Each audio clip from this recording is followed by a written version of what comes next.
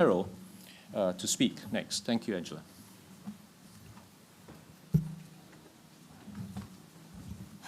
Good afternoon. My presentation will be a brief overview of the disease. Nowadays, we know that PCV is a variant of type 1 neovascularization within the AMD spectrum, but for many years there was no universally accepted definition of the disease. According to the guidelines of the disease published during the Everest study in 2013, we should suspect PCV when we have a serosanguinous maculopathy associated with at least one of these findings. And if we see these, we should perform an ICG because ICG is still the gold standard for diagnosis of the disease. Here we can see the orange-red subretinal nodules that correspond to polypoidal lesions on ICG. Here the ICG showing not only the polypoidal lesions but also the branching neovascular network. And here a case of massive submacular hemorrhage with ICG demonstrating the polypoidal lesions in the peripapillary area. Here more peripapillary lesions that can be isolated or clustered. And here a case of massive subretinal hemorrhage where the ICG showed a cluster of polyps in the mid-periphery. But all these cases nicely demonstrate the accuracy of ICG to the diagnosis of PCV, but ICG is an invasive tool and is not available in many centers. So the APOIS created a PCV work group that defined a consensus definition of the disease and tried to create diagnostic criteria that do not require ICGA for the diagnosis of the disease. This is the consensus definition, and these are the 7 OCT features and 2 color fundus photography features that were selected to be compared with ICGA in order to evaluate their predictive value for the diagnosis of PCV. And according to their respective predictive value, they were divided in 3 major and 4 minor diagnostic criteria that do not require ICGA. Here we have sub-RP ring-like lesions.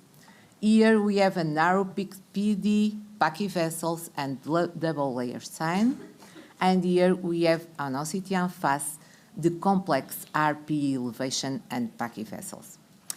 So what about OCTA? OCTA is a very good tool for detection of branching neovascular network, but not as good for detection of polypoidal lesion, but this accuracy is improving with new devices.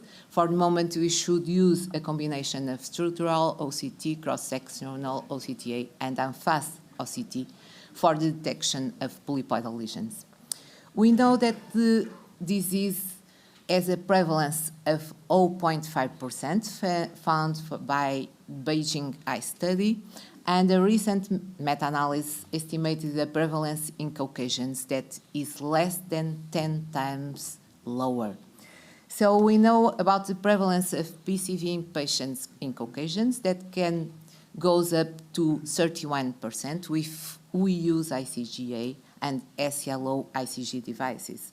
But we know that disease is much more prevalent in Asian and African American populations, and probably all these numbers are underestimated. Difference between Asian and Caucasian were described regarding epidemiologic and phenotypic variations, and disease can occur before 50. During the Atlantic study, a cohort of Portuguese patients was compared with a Singaporean cohort of PCV patients, and we can say that the Portuguese were older, had thinner retinas, and had more drusen in their fundus. The Singaporean had larger polypoidal lesion areas and were more prone to the development of subretinal hemorrhages. About risk factors, many risk factors were described over years, quite similar to the risk factors for AMD, And the genetic variants, there is some difference between the more frequent genetic variants between Asian and Caucasians. The disease can have a poor vision prognosis associated without treatment due to the chronic and recurring nature of the disease, leading to progressive bleeding and development of RP, atrophy, and scarring.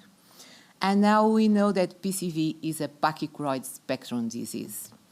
And for many years we have discussion about whether AMD and PCV were two distinct clinical entities or not. And now we have another controversy. Are all PCV cases pachychoroid driven or not? And pachychoroid neovasculopathy includes PCV or not? Well, we are in face of a very controversial disease, and probably we need more consensus definition. Thank you for your attention.